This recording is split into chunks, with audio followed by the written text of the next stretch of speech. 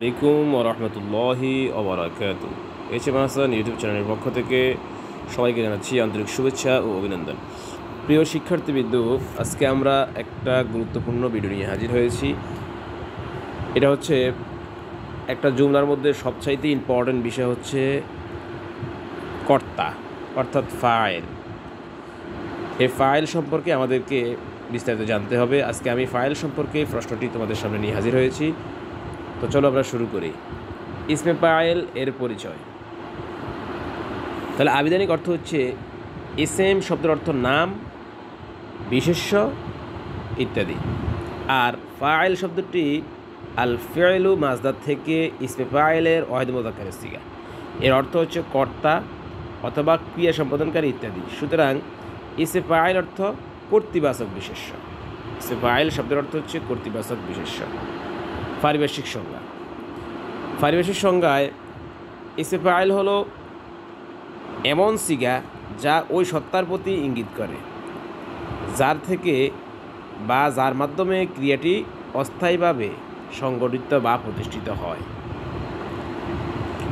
আমরা যদি এটাকে আরবিতে বলি, আল ইসমুল ফাইল সিগাতুন তাদুল্লু আলা মা ওয়াকা মিনহুল ফিলু আও কামা বিহি আলা মানাল হুদুস।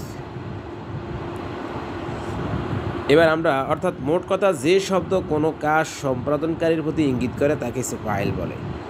আরও সহজভাবে বলা যায় যে ফাইল অর্থাৎ যার দ্বারা কাজ সম্পাদন করা হয়, তাকেই ফাইল বলে। যেমন কাতিবুন লেখক, নাসিরুন সাহায্যকারী, বরিবুন প্রহারকারী ইত্যাদি ইত্যাদি। এবার আসি আমরা ইসমে ফাইলের গঠন প্রণালী। এটা কীভাবে গঠন করতে হয়। ইসমে ফাইলের গঠন প্রণালী, ইসমে ফাইলকে দু ধরনের ফেল থেকে দুই পদ্ধতিতে গঠন করা হয়ে থাকে। দুইটা ফেল থেকে দুই পদ্ধতিতে গঠন করতে হয়। এর মধ্যে প্রথমটা হচ্ছে সুলাসি মুজাররাদ থেকে, অর্থাৎ 3 অক্ষর বিশিষ্ট ফেল থেকে। আরেকটা হচ্ছে গৈরু সুলাসি মুজাররাদ, অর্থাৎ 3-এর অধিক যে ফেলগুলো আছে সেগুলো থেকে। এই দুইটির বিবরণ নিম্নে প্রদান করা হলো। প্রথমটা হচ্ছে সুলাসি মুজাররাদ, অর্থাৎ ইসমে ফাইল গঠন করতে হলে ফেলে মুজাররাদ থেকে ফাইলের ওজনে ইসমে ফাইল গঠিত হয়। এর নিয়ম হলো মুজারের চিহ্নকে বিলুপ্ত করার পর ফা কালিমাকে ফাতহাত, ফা কালিমাকে জবর এবং পা ও আইন কালিমার মাঝখানে একটি আলিফ বৃদ্ধি করতে হবে।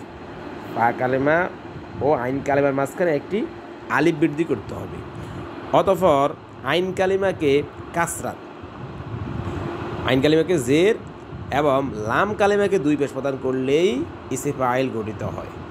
যেমন ইয়াদরিবু থেকে বরিবুন, ইয়ানসুরু থেকে নাসিরুন। এবার আসি আমরা গৈরু সুলাসি মুজাররাদ, অর্থাৎ 3-এর অধিক যেটা আছে, 3 অক্ষর বিশিষ্ট নয়, তার মানে 4 অক্ষর হতে পারে, 5 অক্ষর হতে পারে। এই ধরনের ফেল থেকে কীভাবে ইসমে ফাইল গঠন করতে হয়। ইসমে ফাইল গঠন করতে হলে মোজারের মারুফ